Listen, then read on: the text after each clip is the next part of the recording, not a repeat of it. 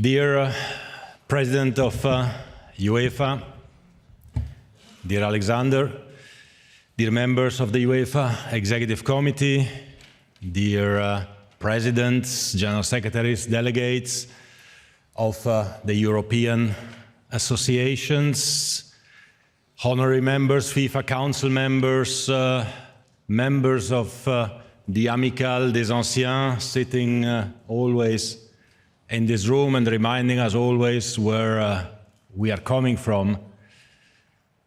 Welcome, welcome also from my side, of course, as a citizen of Serbia and a citizen of the world in beautiful Belgrade.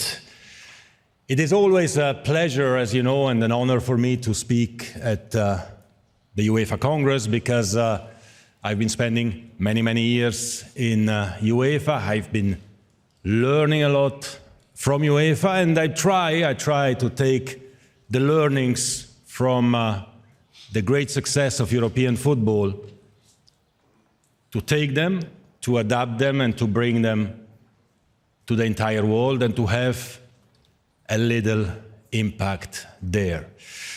So, dear President of the Serbian Football Association, Mr. Djic, dear Prime Minister as well, we are here in a beautiful country, we are here in a football country, and one of the signs that we are in a football country is when you look at the federation, right? Because one of the biggest legends of, if not the biggest legend of Serbian football, Dragan Djic, is the president of the federation. Pixi Stojkovic, another incredible legend, is the head coach of the national team. You have so many other legends and players who gave so much emotions to fans, not just in Serbia, but actually all over the world. All those who love football love Serbia simply because of the way you are playing. Actually today, or not today, next month, 10 years ago, the Serbian national team beat Brazil in the final of FIFA World Cup. I see another Serbian legend, Zoran Lakovic here. Can we clap hands for Zoran Lakovic as well?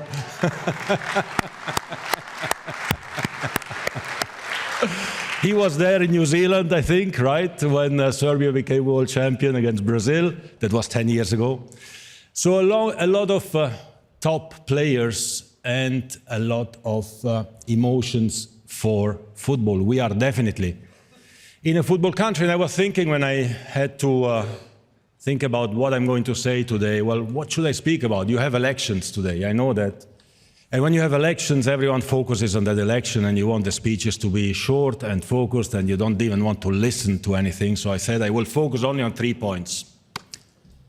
And the first one is a point that was actually mentioned by both the Prime Minister and the President of the Federation. It's about unity. Football unites the world. Football unites people, independent of race, religion, country, beliefs. We unite, we bring everyone together, and thinking about Serbia, about where we are, thinking about all these legends, seeing also Dejan Savicevic here in front of me, I think about the '92 European Championship, the golden generation of football in this part of the world. And because of politics, the Serbian team was denied access to the European Championship. They could have won that European Championship. Well, you never know before, but they certainly had a team to win. But they were denied access. Denmark came, and we all know how it ended. Congratulations, of course, to our Danish friends. But what I want to say is that we have always to try to use sport, and football in particular, to bring people together, to bring countries together, especially in our world, which is divided. We need to use every opportunity to make sure that people speak to each other, come with each other, and sport and football in particular can be a vehicle. And as talks are going on for peace in Ukraine, I hope that we can soon move to the next page, bring back as well Russia in the football landscape, because this would mean that everything is solved.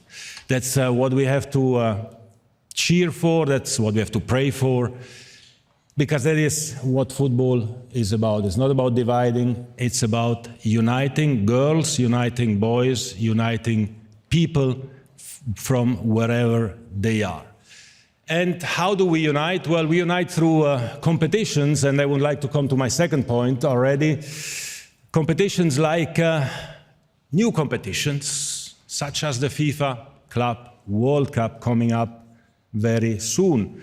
You, General Secretaries and Presidents of the European Associations, as well as all the other countries, will be invited, of course, for FIFA summits in Miami later this year, to witness as well the first edition of a new competition of the FIFA Club World Cup taking place in the United States from the 14th of June to the 13th of July. The 32 best clubs in the world competing for the official title of world champion. And this is obviously already exciting. But when you dig a little bit deeper, you realize that actually club football is something very special, and you know that, of course, in UEFA.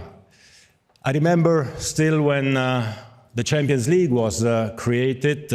Today, Gerd Eigner, the former General Secretary and CEO of UEFA, is not with us anymore, but he is here, and he marked the history of this great organization by creating, together with Lennart Johansson, the Champions League, who has become an incredible success story, not just for European football, but for world football. The beginnings were also not the easiest, but we all know what it became and how successful it was. And if we look at the FIFA Club World Cup, well, it has obviously a big European touch with 12 European teams participating, but that's not all. Because if we look at the World Cup, we see that the Men's World Cup, only 8 countries have won the World Cup in history. In this FIFA Club World Cup, we will have in the teams representative of 34 European countries participating. 34 European countries will play in the FIFA Club World Cup. This is actually one country more than all the countries in Europe who ever have participated in the FIFA World Cup, which is 33. So it opens up opportunity, and guess what? Not just citizens of 8 countries can win the World Cup, but citizens of all the countries. If, I don't know, Manchester City wins the Club World Cup, then Norway can be world champion with Erling Haaland. Isn't this great, Lise? Where is Lise? Somewhere around here, that Norway can be world champion. This is what football is about. It's about bringing people together, bringing countries together. Actually, the 12 European clubs today have, and this is also interesting, 54 different countries represented from all over the world. 34 from Europe, 20 from 5 other continents. So Europe is already uniting the world of football, and that's what we are here about. And what is new as well is that besides, of course, the important prize money going to the participating clubs, there is a big solidarity element. 20% of the revenues will go to non-participating clubs. Compared to what happens in many other parts of the world, this percentage of 20% is obviously something incredibly important that will boost the growth of club football all over the world. On top of that, we believe that football is for everyone, for all the people, and that's why the broadcast of this FIFA Club World Cup will be made on DAZN, free TV, free for everyone in every corner of the world, so that everyone has access to the best of football in the world. Football is the people's sport. Football is for all. We believe in that. We believe in creating opportunities for the entire world, for the citizens of the entire world to shine and to compete. And to those who still have some doubts, I just would like to add that FIFA is responsible for 1% of the games organized when it comes to the number of games. So this is something also that will be definitely discussed in the future. So we unite through competitions. And the third point, which is also about coming together and uniting, that I want to touch upon is women's football. This is the year of the Women's Euro. So I wish, of course, the very best of luck to Switzerland. I'm sure a fantastic Euro will be organized in Switzerland. Very best of luck to UEFA, obviously, who is also based in Switzerland. And the very best of luck to the 16 participating team of what will be a very exciting Euro. And we all have to do more, always more, invest more in women's football. This is our priority. This is your priority when it comes to FIFA. The next FIFA Women's World Cup will take place in Brazil in 2027. Preparations are very well advanced, and you will all be welcomed to Brazil for a great event.